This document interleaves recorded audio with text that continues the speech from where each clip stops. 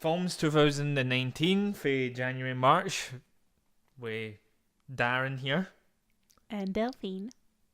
Delphine, That was me. we've seen 7 films this year. In the cinema, Yeah. yes, and it's sad. Because I think it's been pretty piss poor this year. Yeah, I think Shit like Glass and all that. Yeah. So let's go through the films we've saw so far. There's only 7, so Okay. that should be pretty So easy. the list first. Yeah. So the 7 we saw: If Beale Street Could Talk, Good. Escape Room, Happy Death Day to You, Lego Movie Part 2, Fighting with My Family, Captain Marvel, and Us.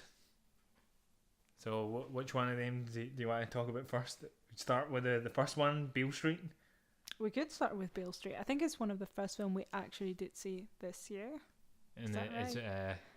Barry Jenkins' follow up to Moonlight. Moonlight. Doesn't Barry Jenkins follow you on Twitter? He does. Is he still following you? Yes, I check semi-regularly during during a mishap.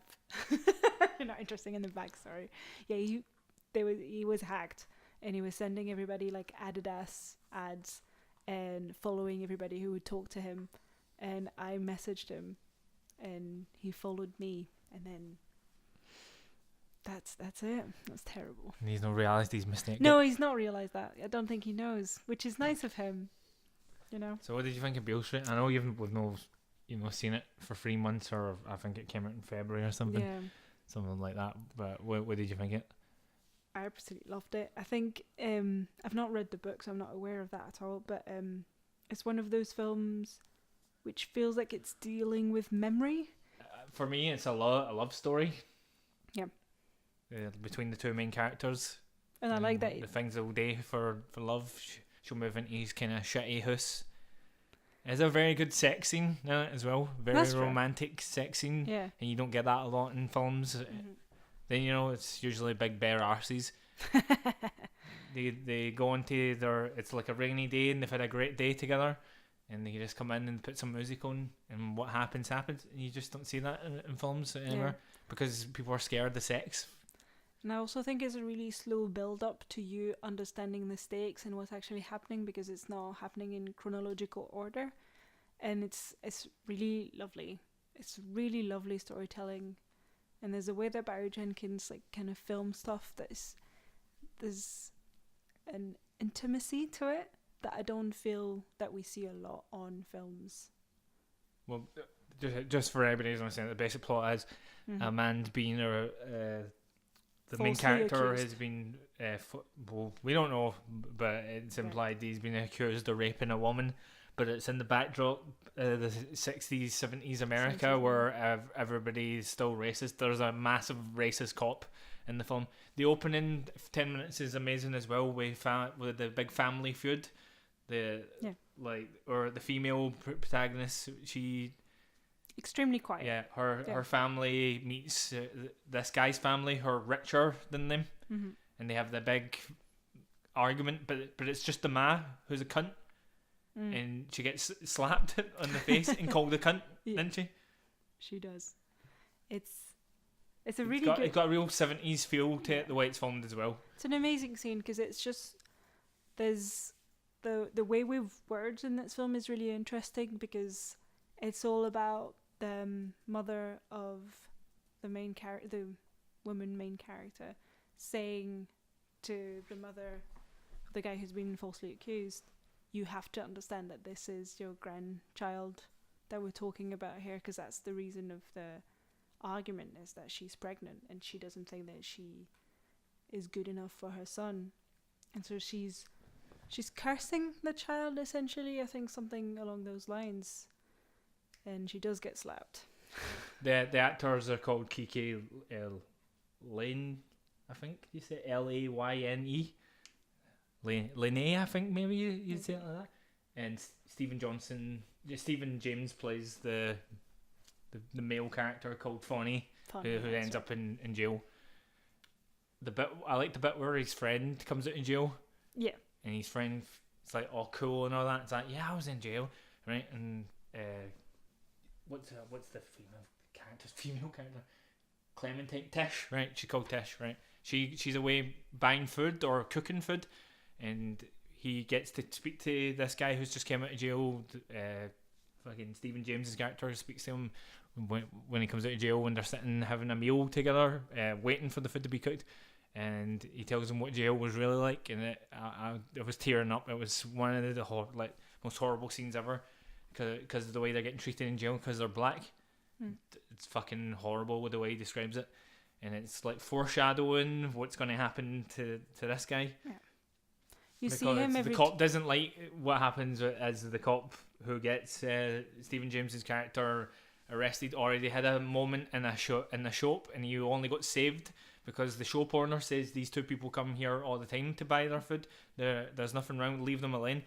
So he takes note. Racist cop takes notice of him, and when a rape happens, he blames him even though he was nowhere near the street. Yeah.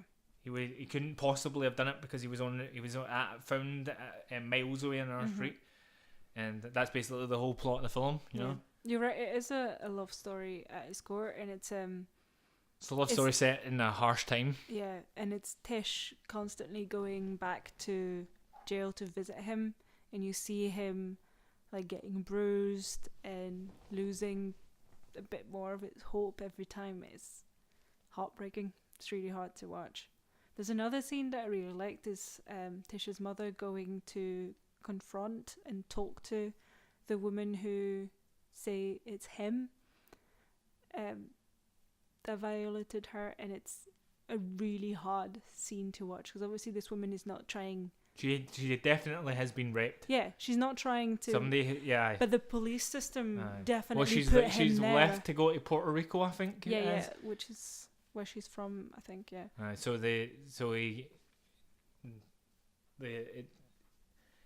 one side they kind of know that he hasn't done it. You kind of know he's not done it, and she possibly knows that he's not done it.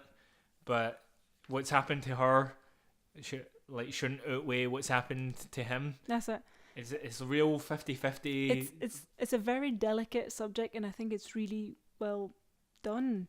And this conversation, because this woman is not trying, the mum is not trying to make her feel horrible. She's like, please, can you please understand? Come on in, see him, see my daughter, and understand that you've made a mistake. But it's a horrible, and she does this. She started to actually come across to her because she's opening up a bit.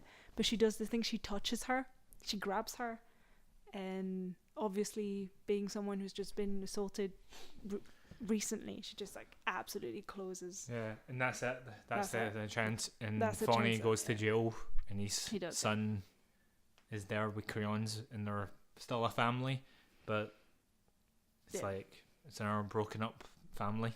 Yeah. Because a racist cop who just took a dislike to the character. That's it, yeah. Yeah, it's horrible.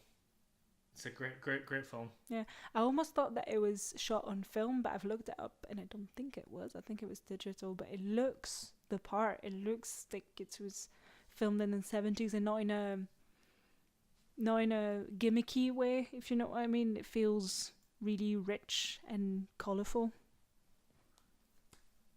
Highly recommended. Yes, probably absolutely. The best film of the year so far, I would say. Yes. Next up, let's go for maybe what I consider the worst film of the year. Go on. So far, after 3 months. Yeah. Captain Marvel. Captain Marvel is what I would say a completely okay superhero movie. I didn't even think it was okay. It's not as bad. My least favourite superhero film is Thor 2. Thor 2, Captain America 2, pretty high up there the list. Captain America 1? I like Captain America 1. I'm sorry. It's just dumb shit, you know what I mean? The whole thing is a bit of schlock. Both of them, I mean... Yeah. Captain Marvel, just really dumb shit. I didn't like it. I thought the use of soundtrack was tacky.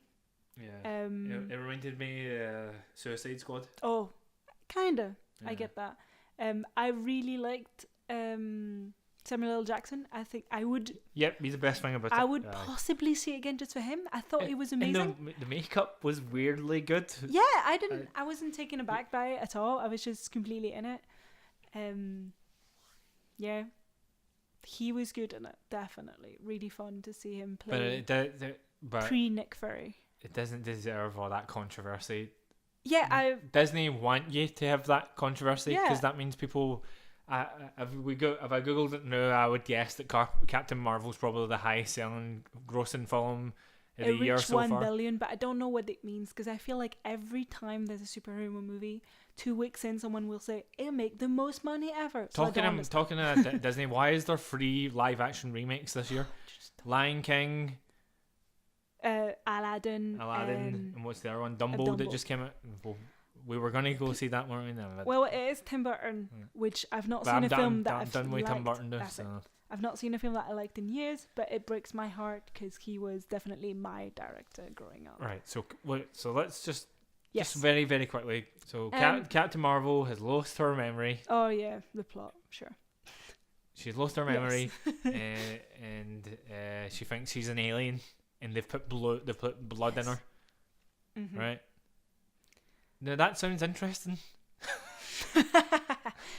And then she's come to Earth, so it's the fish out of water story. Yeah. What is Blockbuster? What is telephone? Stuff like that. Yeah. And you're like, oh, this could work, and it doesn't.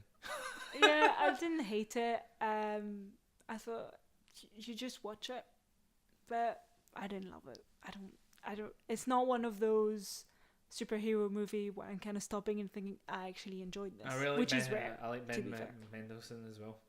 Yeah, he was the bad guy, or was he the bad guy? Oh yes, right. Yeah, you know what I mean. I hate Jude Law. I think he's a terrible. Yeah, for a second I thought you meant Jude Law. I was like, And I'm happy to see how fat he's getting. He's also Dumbledore. We didn't see that. No. So it turns out she's not an alien. She was for Earth for a lang, and she got blown up by a special spaceship that gave her superpowers somehow. And she came as she was. What was the song? I'm just a girl. I've lost it at that point. Don't use pop songs. That is just. It's exactly. Martin Scorsese uses pop songs. No, but you know what I mean. It's it just reminded me of that BoJack Horseman joke where it's just like, this is the 1980s. This is a song from the 1980s. With spatial alien powers. Yeah, it didn't feel good to use pop songs to just remind you, oh, this is that year. This is the 90s, right? Okay, cool, good. Yeah. I don't think it warrants to talk about too much. No. I didn't understand the controversy either. I've not seen most of it because I live in a beautiful world where Twitter is just nice for me. But right. Well, that's not. I don't like it. You're going to probably say the other one's worse, but no. Oh. But anyway, let's just move on to your favorite. This is Darren's favorite. No. Let's just go. We'll go through the other ones now. Wait now. We saw Escape Room. That's what I was going to say. Darren's favorite film of the year so far. It wasn't my favorite. You love it. I just love stupid.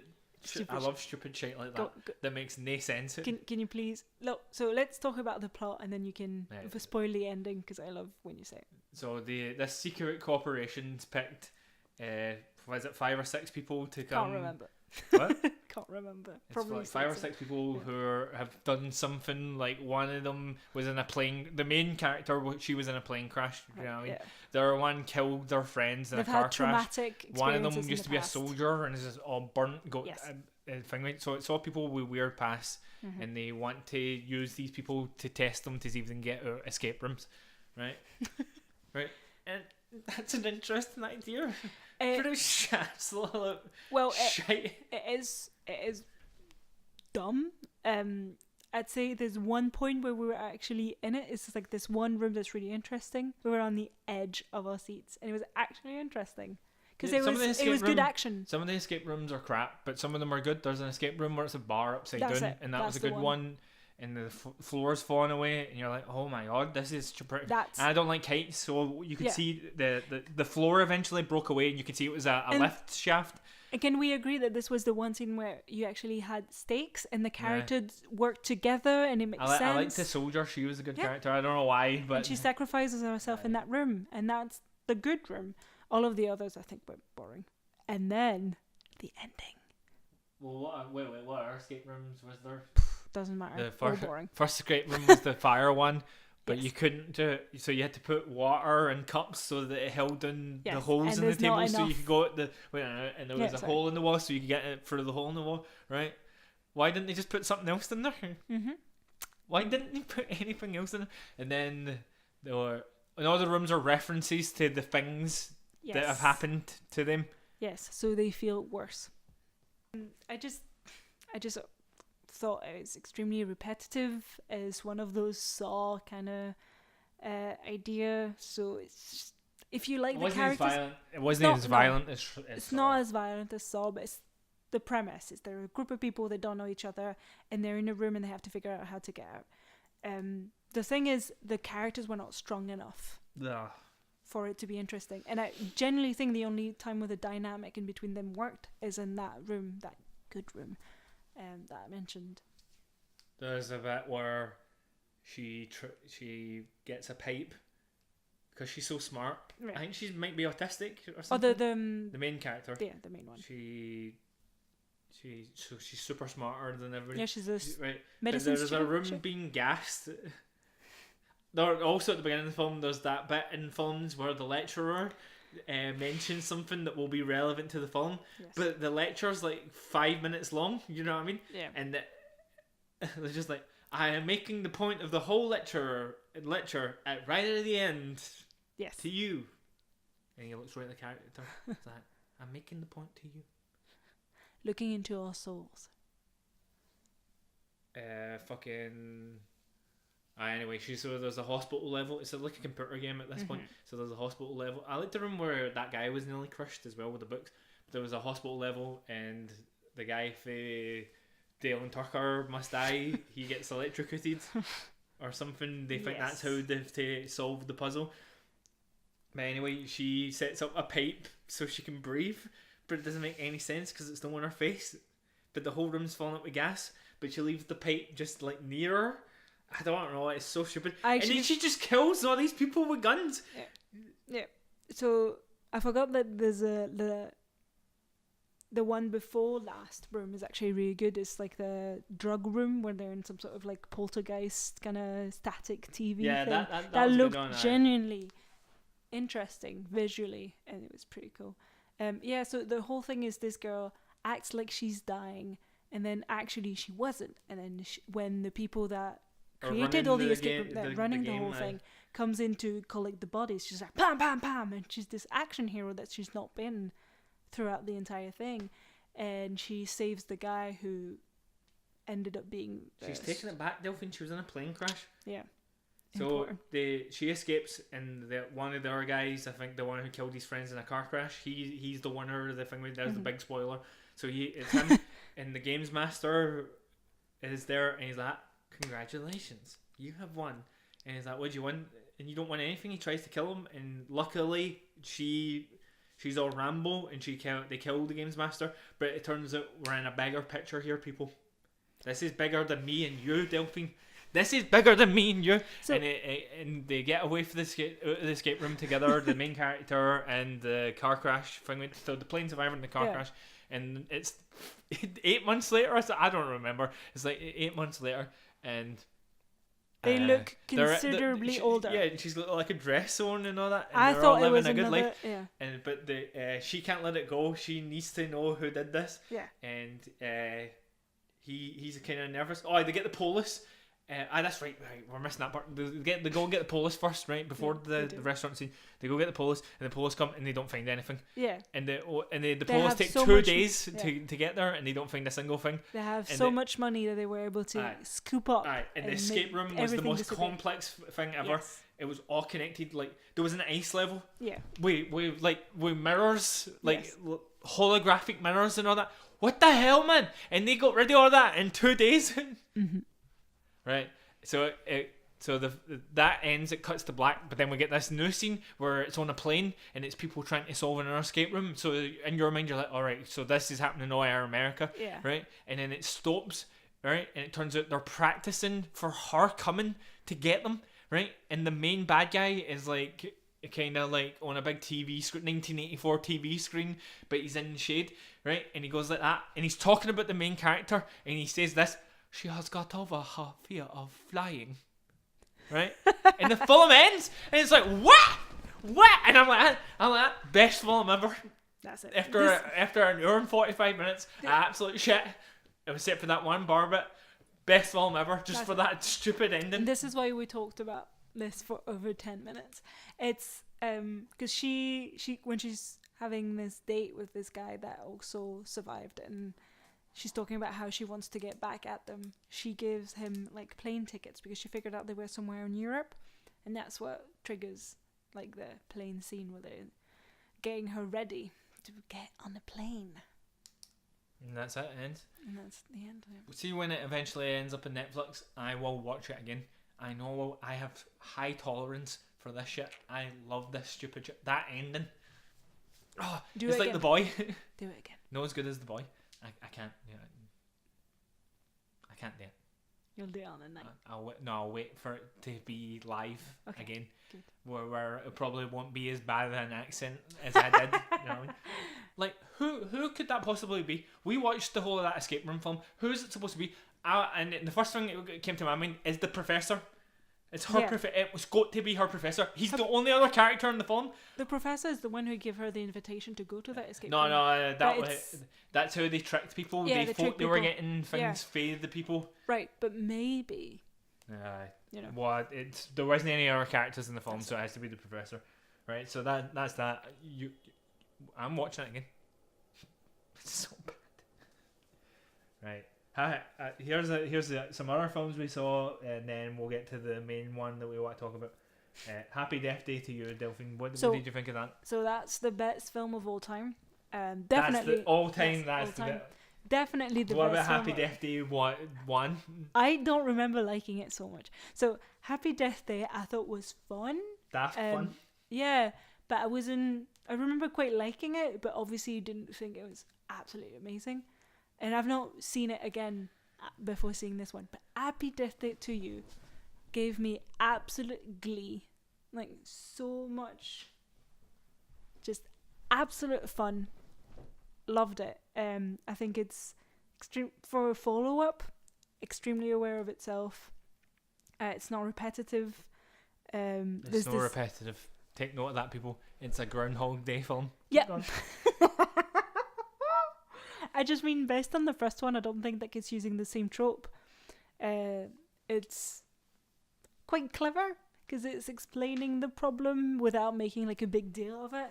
And there's this, because she keeps on having to repeat the same thing over and over again and going to these people because they're trying to close the loop.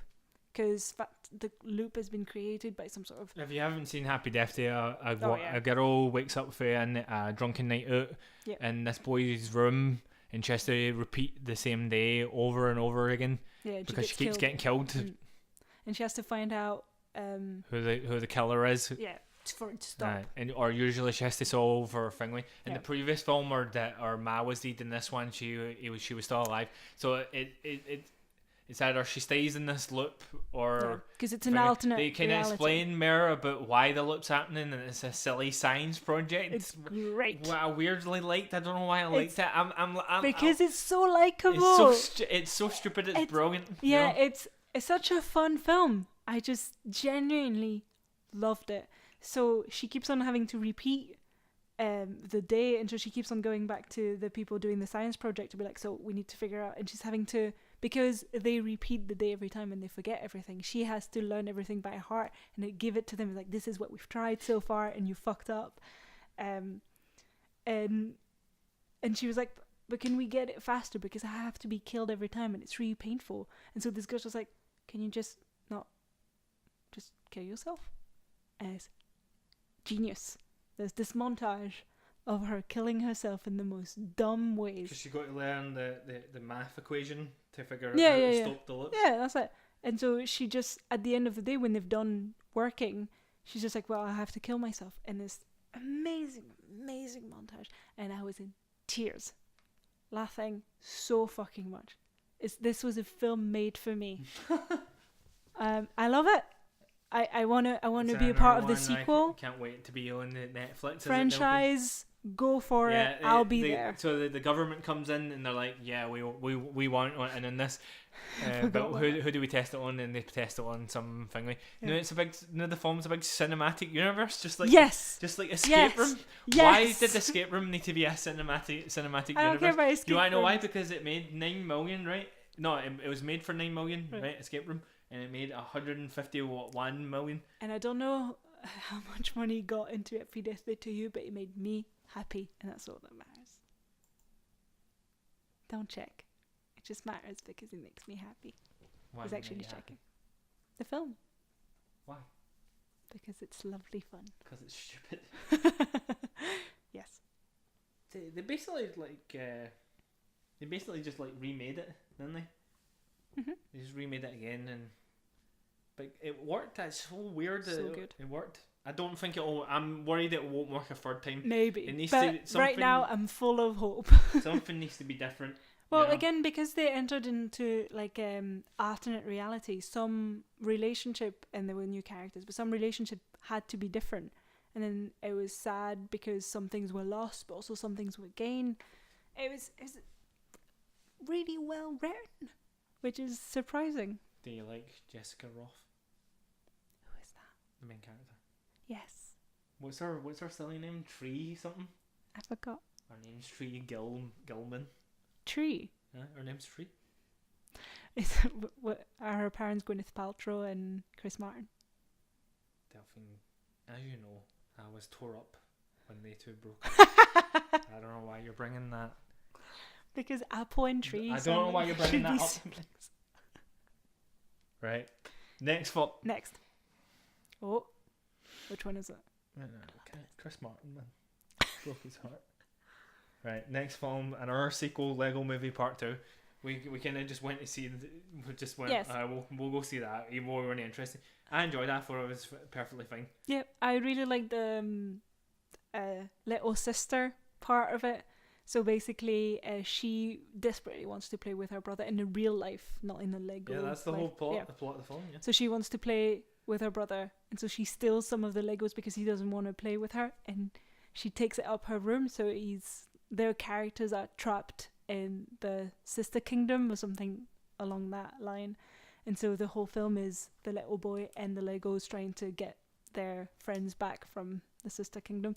And I think that's kind of fun because it's really heartwarming. Yeah, it's just more daft fun for the other film. Yes. Remember when Maya Randolph came in and stood on a bit of Lego and ad-libbed for 5 minutes? That film's was only on for like 120 minutes or something. That was too much. I do think because she's Mamageddon, so the thing they're trying to the apocalypse they're trying to prevent. The Lego away. That's it. Um, Which I like this idea, but Maya Randolph does ad-lib for way too long.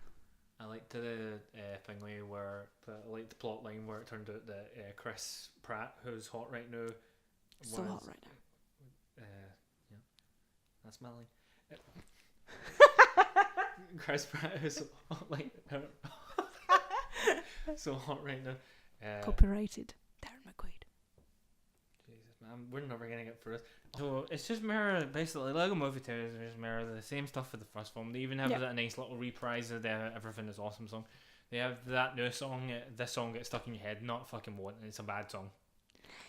Yeah. Don't try and make the Everything Is Awesome. The end credits were incredible as well. I wonder if that was actual animation or actual.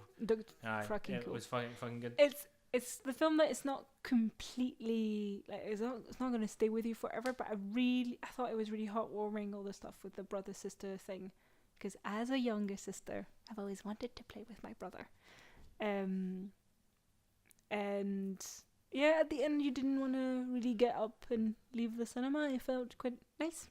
It felt quite hyper. Yeah, I enjoyed that as well. We've not really seen, apart from Captain Marvel, none of these films we saw, because we kind of pick and choose. Years ago, me and John and Yes. our friend Omar used to go see fucking everything, Absolutely everything. and that's the worst thing you can do because you get fatigued by seeing The same schlock over you're and over seeing again. absolute shit, or you're seeing the worst kind of stuff, middle of the road shit. Mm-hmm. You know what I mean? Middle of the road superhero films really start to fucking grate on you after a while. Honest to God, man. 4-2, fuck you. Yes. Right. Our second last film, Fighting with My Family. Very enjoyable TV movie. Stole my line. No, kidding. Yeah, that's what I think too. It didn't feel really cinematic, but the story's really interesting, and I fucking love Nick Frost and Lena Headey. Yeah, Lena Headey played Paige's Ma very well. Yes. The whole film, so if you Yeah. people don't know about it, it's about the wrestler Paige's life. How she became a wrestler, how she got to the WWE, and then how she won her first Divas Championship. And I'm a wrestling fan, so that I thought it was interesting to see stuff like that. It's weird to see Zelina Vega as AJ Lee. I know you don't know what I'm talking about. She was even wearing her own gear. I was like, what all AJ Lee wears is a pair of denim shorts. AJ Lee is the hot one. I like her. Don't bring sex in this. So I think the interesting thing is what I was seeing. Paige, who is extremely like pale and black hair and really punk, being brought onto this scene that feels like, especially around this time, or at least what the film is showing, is like extremely tan. You have to be a model, and so you're not. Was pointing out what the WWE used to be like. They didn't want. They didn't want people who look like her. You know what I mean? You in wrestling, it's all tans and big tits and blonde hair and stuff like that. And if you go Google Paige, you know she's a white lap. She's white. She's really white. but it makes her look great. It makes her look different. Absolutely, and that's an interesting thing in the whole. Her having to realize that the other one actually do work hard. The one that were like training with her, I think that was kind of nice. But then it turns out that she's been a bit of a prick to them. Yes, as well. Because some of them are struggling as well. With some of them have kids. And she was just thinking, oh, they're a bunch of bimbos and they're not like it was, some of it was genuinely funny as well. Yeah. But then it had that what we're talking about, that kind of weird, that dinner scene with the ad-libbing humour with Stephen Merchant and all that. Yeah, couldn't help himself. And then fucking what's her face says, "You know wrestling's fake, right?"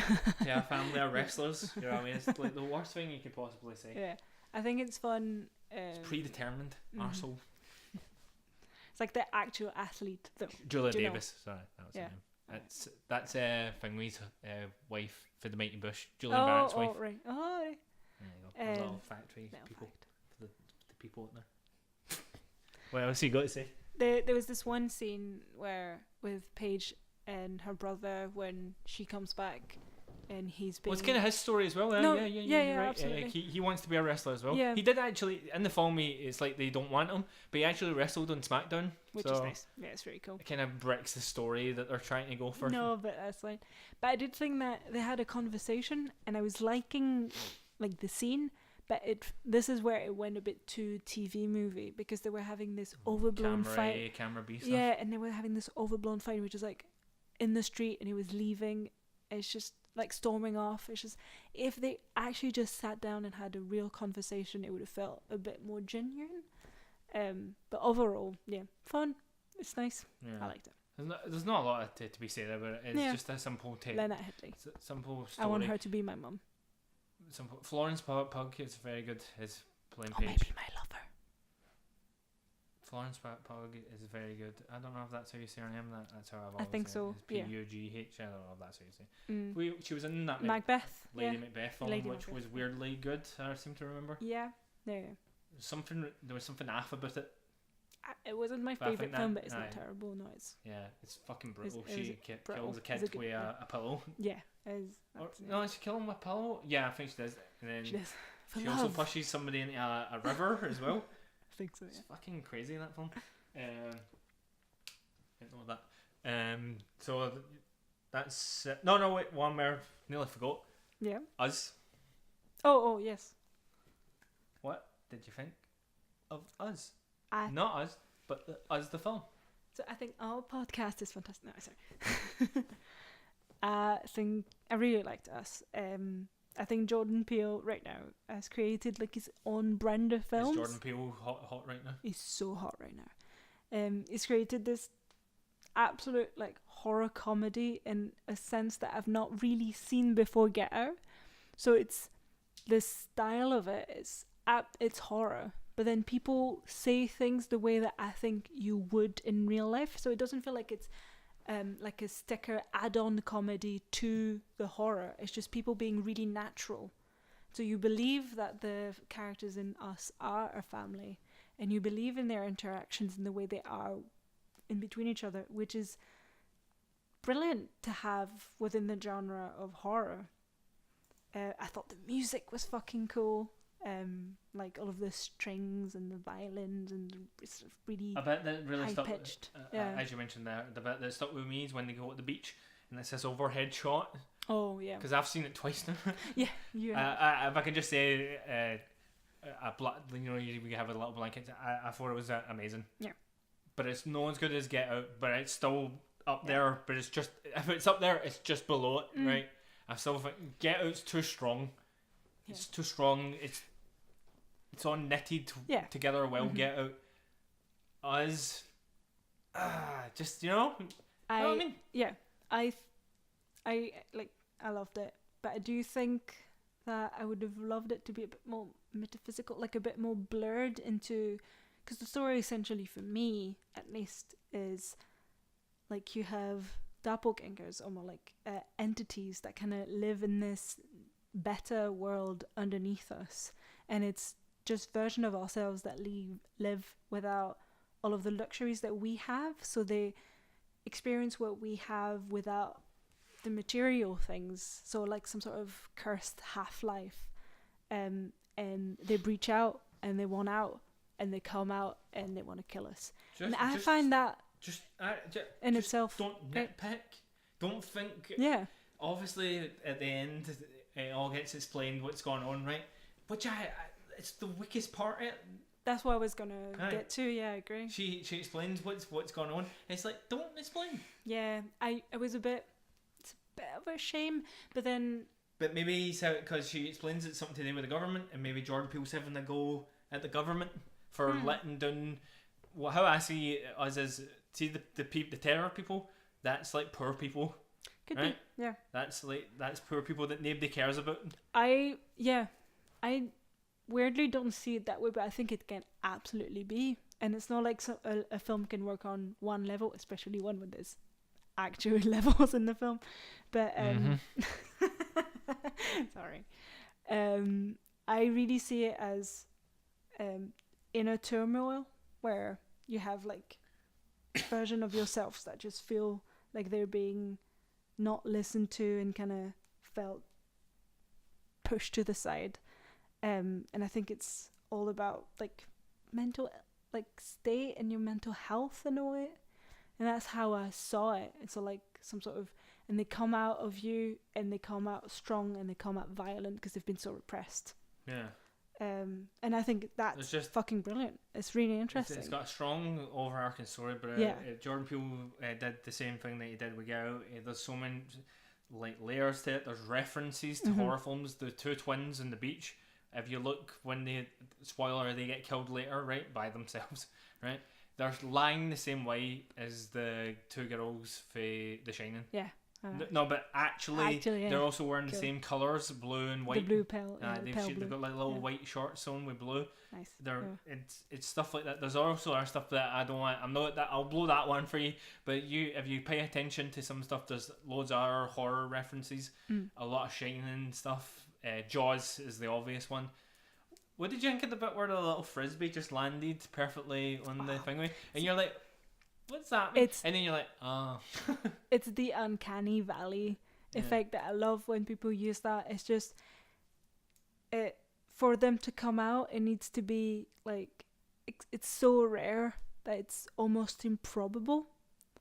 And so when things happen that are just so improbable and they all keep coming up, it means that something's about to blow up. It's so interesting. The kids were great as well. I Yes. like good kid actors because they're hard to get. yeah, they're fucking Because I good. think directors find it hard to tell them what they want. Yeah, You know what and I mean? the little boy, which at first I thought he was maybe the one that least played his part, and he completely took me over because he's the one that starts seeing like flaws in his mum, Yeah. and He knows. he knows, and the looks he gives her is just so Well, that's interesting. the big twist. But so early on, He knows what the twist yeah, is. he knows what the twist is. So early on, he starts giving those looks, and he's just like, oh. I loved when the Us version. The Us, yeah. Nah, it's the Them. version. But I like saying the Us version.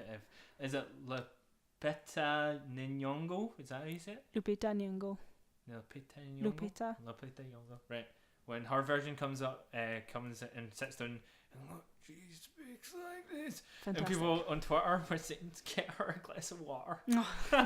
Yeah, because it's They're like it's rude rude. bastards. Get her some water. They've all been like, I love that fucking. she's fucking chained to a table. Get her water. Who are you? Americans. Love this. What? I love this Yeah, part. it's This a is great line. such a I good think line. I think it's about Americans ignoring other Americans Yes. just like them. Yeah. They kind of know they're there. No, really, you know what I mean? Yeah. That's why at the end they all do the hands across America thing. Yeah.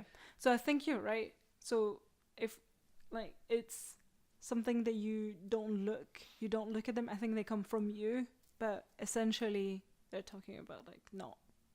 Oh, a big shout out to Tim Heidecker as well, who continues to be a massive prick in everything he's in. Yeah. Continuing his Decker form. I know nobody's ever fucking seen Decker, but it was so good. I like when the Us version of him was there, his real life, the real life version of his wife, and she was on the ground like that, and she puts her hand up, and he goes like that to put his hand in, and he goes like that, and pulls it back, and does that thing where he brushes his hair. I'm like, what a prick, man. And then when he's chasing Winston Duke's character to the boat, he's doing all that kind of Charlie Chaplin, like, oh, it's so good. But I'm a big mark for Tim Heidecker, so yeah. Of course she should win an Oscar. Lupita Nyong'o. Aye. Oh, She's gonna get Tony collected. Oh. You know what I mean? Remember how good she was in Hereditary? Didn't even get nominated for an Oscar. What's that? I mean, she's played two great characters. I mean, in oh that film. So do you get two Oscars? Yes. Sadly, no. But the little girl was so. What was that? Was that makeup for her smile? So creepy. Oh, she's great. Oh, that scene in the what do you call it? The on the beach where she goes to, the segue part into the other world. The escalator. No, I mean the mirror house. What do you call that? It's mirror house. Mirror house. Okay. All that bit in the mirror house is just like a fun attraction. I don't know what it is. Cool. The attraction. But saying that, so cool. Who was better last year, but Toni Collette or Olivia Colman? Oh, I have to so go. You had to have picked. I would have picked Olivia because I love her. And she was great. But we already talked about that. Yeah. But to at least get nominated, man. Toni Collette was fantastic in Hereditary. Fucking, and so was Lupita as well. Yeah. And she's one of the most gorgeous women in this planet. Jesus, Thirsty Delphine. Get her the water. Do you know Jordan Peele is credited for playing a dying rabbit in the it's Funhouse. It's a Funhouse. Funhouse narrator. He's the Funhouse narrator. Oh, nice. There you go. Dying rabbit. Don't know what that is. There.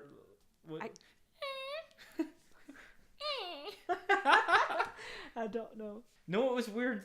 I thought Elizabeth Moss looked really great when she was the evil version. Yes. I don't know what that means. Yeah. I think she just suited the evil makeup really well. Yeah, and it's just. I like when she was going to cut her face, but the other version of her said earlier on the beach that she thought she was attractive. Yeah. So she cuts her own face. Yeah, instead. Yeah. It's again, it's interesting with the like peaks of violence but it seems like they're weirdly only attracted in killing the version of themselves, and then but they will torture. They will kill other people. Yeah, they torture the others, but I feel like they have the urge to kill the versions of themselves, and then they're just playing more than actually wanting to kill the others.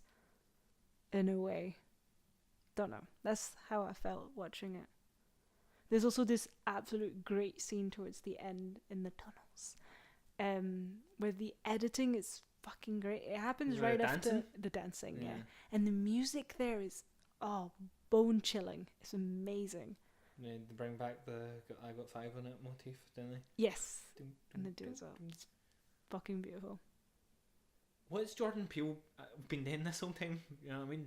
He's been making that, and I like some of the sketches Key and Peele. in the Key and Peele show. They're great. But why wasn't he making horror films this whole time? I think it's hard, especially if you I'm want not to. saying it's not hard, I but think if you want to he's write got and an act direct, for it. yeah, You know what I mean? yeah, it's great. He's also gave us the second best, easiest like horror costume. Everyone's gonna beat us now, you know. Yeah, Like I was saying after Shaun of the Dead. We'll see. We'll see. He also, the interview about why he became a horror director, he said, I'll just become a horror film producer because that's where the money's at. And it was revenge for him not being allowed to go to Saturday Night Live. Because he used to write for him and Keegan used to write for Saturday Night Live. So he's just like, this is my revenge. So he's living in a horror film.